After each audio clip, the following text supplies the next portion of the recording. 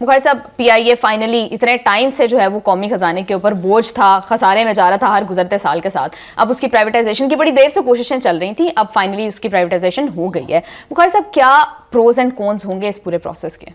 دیکھیں پہلی بات تو یہ ہے کہ عارف حبیب کنسورشیم کو پی آئی اے کو 135 ارب میں خریدنے پر ہم ان کو مبارکباد پیش کرتے ہیں. بالآخر یہ جو ڈیل ہے یہ الٹیمیٹلی فائنل ہو ہی گئی. اتنے عرصے سے نہیں بلکہ کئی سالوں سے ہم سن رہے تھے اس کو پرائیویٹائز کرنا ہے. اس کے لیے بے پناہ حکومتوں نے بڑے بلند و بانگ دعوے بھی کیے. پھر بہت ساری کوششیں ایسی بھی ہوئی کہ اس کو فرنٹ مین کھڑا کر کے کسی اونے پونے بیچ دیا جائے.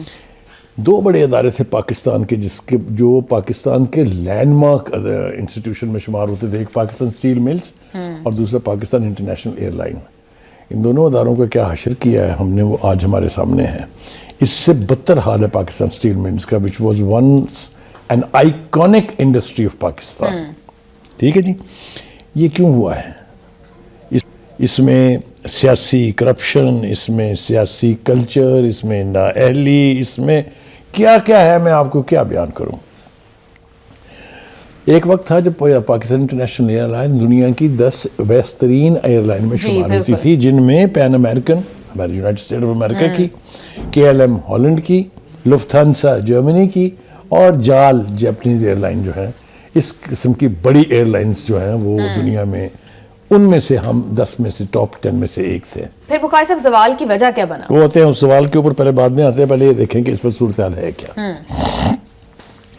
پہلی بات تو یہ ہے کہ یہی پی آئی اے دوسرے ملکوں میں جا کے ان ممالک کی ایئر لائنز ترتیب دیتی رہی ہے. یہ ایمریٹ ایئر لائن جس کو آج دنیا میں نمبر 1 ایئر لائن کہا جاتا ہے، کس نے بنائی ہے؟ کس نے اس کو ترقی کے منازل طے کرائے؟ ابتدا میں جب یہ ایئر لائن نور خان کے سپرد ہوئی تھی، ایئر چیف مارشل جو نور خان تھے، انہوں نے اس کو بلندیوں کے عروج پر پہنچایا.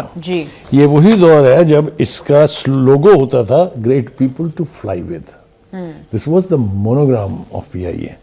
اور لوگ اپنے ملکوں کی ایئر لائن چھوڑ کے پی آئی اے میں سفر کرتے تھے. اگر آپ کو میں یاد دلاؤں، مومی گل جو پی آئی اے کے اشتہار پر جس خاتون ہوسٹس کی تصویر لگا کرتی تھی، that was considered as a enviable model in the world.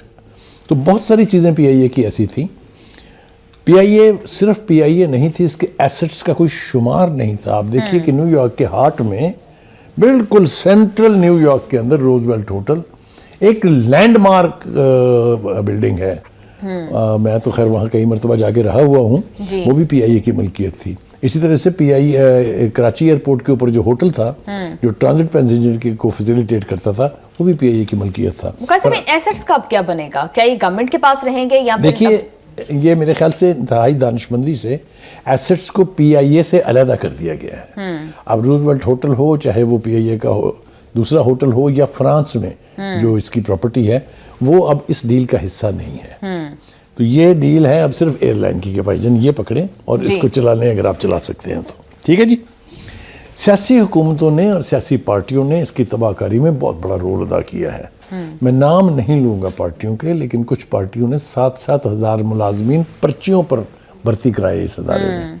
پھر ایک دوسری حکومت آئی، اس نے ان 7,000 کو فارغ کر دیا. پھر وہی دوبارہ آئے تو انہوں نے پھر بحال کر دیا، اور اس پورے سارے عرصے کی تنخواہیں بھی پی آئی اے سے دلوائیں. تو آپ مجھے بتائیے تباہ ہونے کے لیے اور کسی چیز کی کسر باقی ہے؟ تو بے پناہ کھلواڑ جو ہے اس قومی ادارے کے ساتھ جو ہے ماضی میں کیا جاتا رہا ہے. جو آپ نے کہا تھا کہ اس کے زوال کے باعث کیا ہیں، پہلی بات تو یہ کہ اس کے سنہری دور کا ہم ذکر کر لیں تھوڑا سا. سنہری دور تھا کہ جدید بیڑا تھا، کمپٹنٹ اور قابل قسم کے پائلٹس تھے، اور سٹینڈرڈ جو ہے وہ عالمی معیار کے بالکل نہ صرف مطابق تھا بلکہ اس سے بہتر تھا. اور ٹائمنگ ایئر لائنز کی سب سے بڑی خوبصورتی یہ ہوتی ہے کہ اس کی پنکچویلٹی، یعنی اس کا ٹائم جو ہے، اس کی فلائٹس ٹائم پر اڑیں، ٹائم پر اپنی منزل پہ پہنچیں، ٹائم پر لینڈنگ ہو، ٹائم پر ٹیک آف ہو. تو یہ اس ایئر لائن کا حسن سمجھا جاتا ہے. اینڈ پی آئی اے اس حوالے سے دنیا کی بہترین ایئر لائنز میں سے ایک تھی. ٹھیک ہے جی.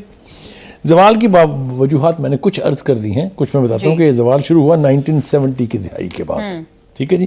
سیاسی مداخلت تھی، اہم پوزیشنوں کے اوپر اجڑ لوگوں کا، بالکل نااہل لوگوں کے تقرر تھے، بڑی بڑی ان کی سیلریاں تھیں، فنڈز جو تھے پی آئی اے کے اس کا یعنی غیر قانونی استعمال تھا, سیٹوں کی تقسیم تھی جو فلائی کراتے تھے پورے دوسرے ملکوں کے اندر, فری ٹکٹیں, کنسیشنل ٹکٹیں, بے پناہ وجوہات ہیں.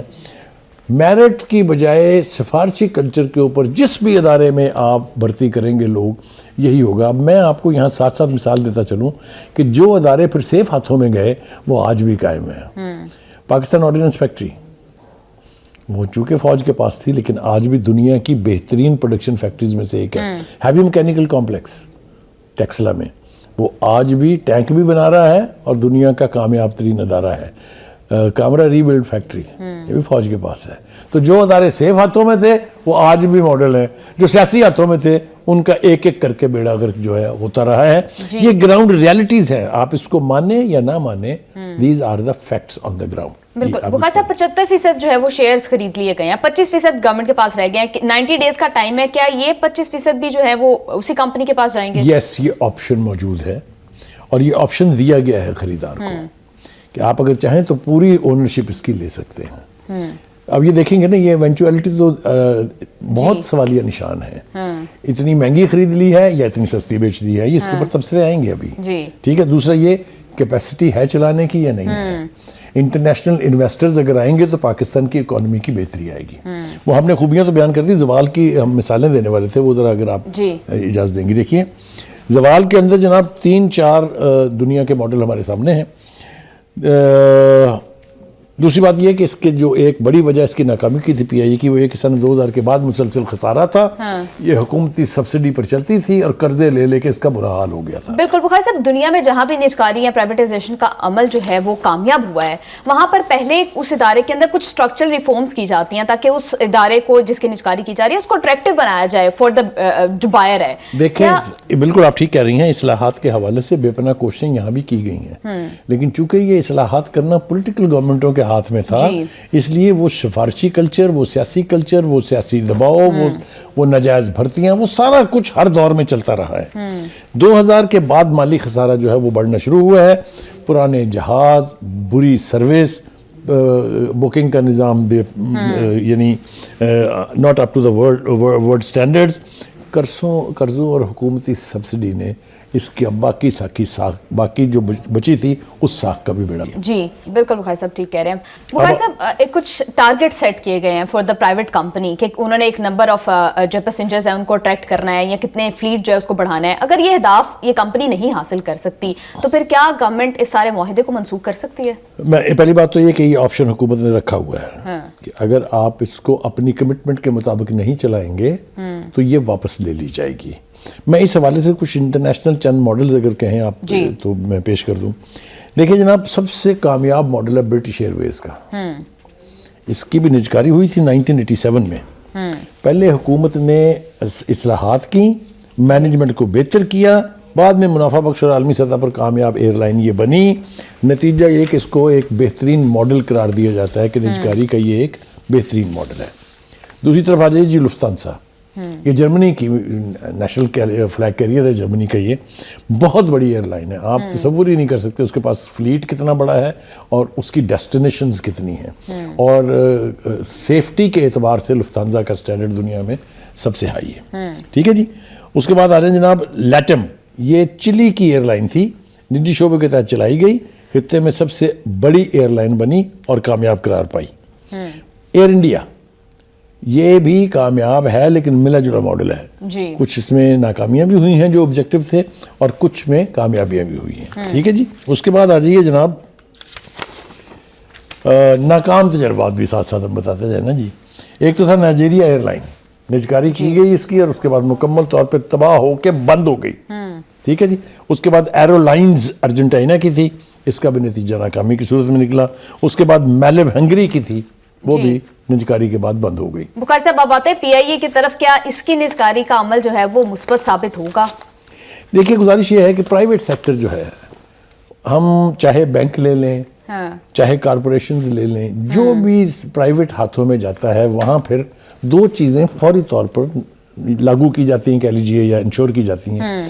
ایک کہ مینجمنٹ پروفیشنل ہو. یہ جو کارپوریٹ کلچر ہے اس کے کچھ تقاضے ہیں. اس کی جو مینجمنٹ ہے اور اس کے جو ٹاپ رینکنگ آفیسرز ہیں وہ انٹرنیشنل ٹریننگز کے نتیجے میں اس پوزیشن پر اگر رکھے جائیں یا انٹرنیشنل معیار کے مطابق رکھے جائیں تو ناکامی کی کوئی وجہ نہیں ہے. بالکل فیورٹزم اور نیپوٹزم کے بیسس پر بھرتیاں نہیں وہ جہاں بھی ہوگا وہ ادارے تباہ ہوں گے. جی تو توقع یہ ہے کہ دو چیزیں ہوں گی. ایک تو یہ کہ اس ایئر لائن کی ساکھ کا بحال ہونا بہت ضروری ہے. اس کے ساتھ کھلواڑ بہت ہوئے ہیں. جی وہ ایک منسٹر کا میں ذکر کیے بغیر رہ نہیں سکتا ہوں. پی ٹی آئی کے ہمارے دوست بھی ہیں, نام کیا لیں, انہوں نے پارلیمنٹ کے اندر ایک تقریر جھاڑ دی. ان کا خیال یہ تھا کہ اس کے بعد اخباروں میں ہیڈ لائنیں لگیں گی اور میری واہ واہ ہو جائے گی. اس نے کہا جی پی آئی اے کے جتنے پائلٹ ہیں ان میں سے میجورٹی کے لائسنس ہی جعلی ہیں. آج تک ہم اس کی سزا بھگت رہے ہیں کہ ہماری سب سے پروفیٹیبل ڈیسٹینیشن جو تھیں وہاں پی آئی اے کے اوپر بین لگا دیا گیا. یورپی یونین نے بین لگا دیا کہ یہ گھس نہیں سکتے پاکستان کی ایئر لائن کے جہاز وہاں, جس نے اس کا مالی طور پر جو باقی ماندہ کسر رہ گئی تھی وہ تباہی جو ہے وہ بھی مکمل کر دی. بالکل بخاری صاحب, ابھی آپ نے کچھ کامیاب ماڈلز کی بات کی, کچھ ناکام ہوئے, تو اگر پی آئی اے کی نجکاری اور پرائیویٹائزیشن بھی جو ہے وہ ناکام ہو جاتی ہے تو پھر اس کی سیاسی اور انتظامی ذمہ داری کس پر عائد ہوتی ہے؟ دیکھیے بات یہ ہے کہ یہ بیسیکلی تو حکومتی ادارہ تھا, حکومت نہیں چلا پائی. اب وہ ایک اور چانس لینا چاہتے ہیں کہ اس کو پرائیویٹائز کر کے ایک تجربہ کیا جائے کہ کیا یہ بہتر چلائی جا سکتی ہے. دیکھیے یہ جو جس گروپ نے یہ خریدا ہے جو حبیب کا کنسورشیم ہے وہ پروفیشنلی بہت ساؤنڈ گروپ ہے. ان کی انویسٹمنٹ میں جو اتنی بڑی رقم انہوں نے ادا کرنی اس میں انٹرنیشنل سٹیک ہولڈرز بھی ہیں. تو مجھے توقع یہ ہے کہ پی آئی اے کے سدھرنے کا شاید وقت آ گیا ہے, کیونکہ اس کی پرائیویٹائزیشن 20 سال سے زیادہ سے پینڈنگ تھی. دعوے کیے جا رہے تھے کہ ہم کریں گے, کرنے کے لیے کوئی آمادہ نہیں تھا. جی بخاری صاحب, اگر یہ پرائیویٹائزیشن کا پی آئی اے کا پروسیس سارا کامیاب ہو جاتا ہے تو پھر کیا یہ ایک پریسیڈنٹ سیٹ کرے گا تاکہ باقی بھی جو اسٹیٹ اونڈ انٹرپرائزز ہیں ان کی پرائیویٹائزیشن کی طرف بات کی جائے؟ دیکھیے دو ویوز ہیں اس کے حوالے سے. ایک بہت ہی کنزرویٹو ایشو ہے, یعنی موقف ہے کہ اگر آپ گھر کے برتن بیچ دیں گے تو گھر کیسے چلے گا. دوسری بات یہ ہے کہ جو بھی نیا آئے گا وہ جتنی سفارشی بھرتی ہیں ان سب کو فارغ کرے گا نا. جب جن کو کام ہی نہیں آتا, جو کام ہی نہیں کرتے ہیں, جو دفتر نہیں آتے تنخواہ لیتے ہیں تو فارغ ہوں گے نا. تو ایک بے روزگاری کا ایشو بھی اٹھے گا. لیکن جس نے ایئر لائن چلانی ہے اس کو یہ سارے اقدامات کرنے پڑیں گے. دوسری بات یہ ہے کہ ایک امید کی کرن موجود ہے کہ اگر آنے والے لوگ اس کو پروفیشنل طریقے سے ایکسپرٹی کے ساتھ چلائیں گے تو یہ پھر وہی اپنا پرانا سٹیٹس جو ہے وہ ری گین کر سکتی ہے جو کبھی ہوا کرتا تھا. جی بالکل بخاری صاحب, ہم نے اس کی پروز کے اوپر تو بات کی کہ نیشنل جو ہمارا پورا پروسیس ہے اس کے اوپر جو ایک بوجھ بنا ہوا ہے بجٹ کے اوپر وہ نہیں ہوگا. لیکن بخاری صاحب اس کے کچھ کونز بھی ہیں, جس طرح سے آپ بات کر رہے تھے کہ لوگوں کی جابس جائیں گی, تو اس حوالے سے کیا حکومت نے کوئی کنڈیشنز رکھی ہیں, کوئی پروٹیکشن ان لوگوں کو دی جائے گی اسٹاف کو؟ دیکھیے پہلی بات تو یہ ہے کہ جب آپ پرائیویٹائز کرتے ہیں یا تو حکومت گولڈن شیک ہینڈ جو ہے وہ نافذ کرتی ہے, یا پھر جو اس کے نئے خریدار ہوتے ہیں وہ گولڈن ہینڈ شیک جو ہے وہ کرتے ہیں, تاکہ لوگوں کو بے روزگاری کا سامنا اگر کرنا پڑے تو وہ کافی عرصے تک اس کو سسٹین کر سکیں. یہ عمل مجھے متوقع ہے کہ پی آئی اے میں ہوگا, اور نئے خریدار جو ہیں ان لوگوں کو جو مطلب ہے لائبلٹی ہیں ان کو پیسے ویسے دے کے ان سے جان چھڑائے گی, تاکہ وہ پرماننٹ بیماری کے طور پر اس ادارے سے نہ چمٹے رہیں اور بہتر لوگوں کو ان کی جگہ لایا جا سکے. بالکل. دوسری بات یہ ہے کہ پاکستان کی اکانومی کے لیے باہر کی انویسٹمنٹ آنا فارن ایکسچینج میں بہت ضروری ہے. اس کے لیے تو یہ اگر پی آئی اے میں جس طریقے سے ہم دیکھ رہے ہیں اور لگ رہا ہے, اگر باہر سے انویسٹمنٹ آتی ہے تو پاکستان کی اکانومی جو پہلے کی نسبت تو بہت بہتر ہے, کیونکہ ہمیں تو لوگ چھوڑ کے گئے تھے, اب نام میں لوں گا تو پھر بات وہیں تک پہنچے گی, ڈیفالٹ کی سٹیج پر, اور یہ دعویٰ کر کے گئے تھے کہ کل نہیں تو پرسوں آپ ڈیفالٹ ہو جائیں گے کیونکہ ہم نہیں ہیں. یاد ہے آپ کو؟ آئی ایم ایف کو خط بھی لکھ گئے تھے جاتے جاتے.